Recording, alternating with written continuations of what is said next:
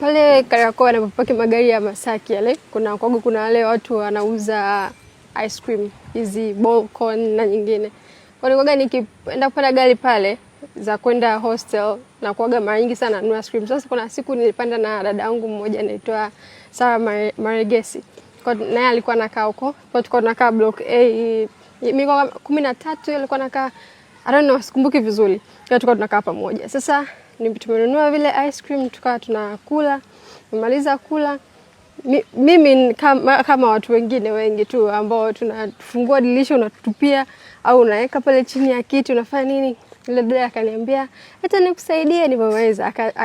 Nikamwona amechukua zile makaratasi alafu akahifadhi kwenye begi lake. Alafu tumefika hostel kwa sababu tulikuwa tunakaa floor moja, nikamwona ameyatoa kwenye begi lake alafu akaenda akatupa kwenye dustbin.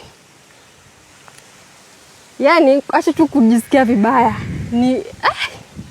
Nikaona aibu dada mzima, lakini pia nikajifunza kwa tangu siku hiyo. Mimi ukiangalia hata kwenye begi langu sasa hivi utakuta kuna makaratasi sio ya pipi na nini ambao natumia huko njiani, nikirudi nyumbani ndo natoa labda naweka kwenye dustbin.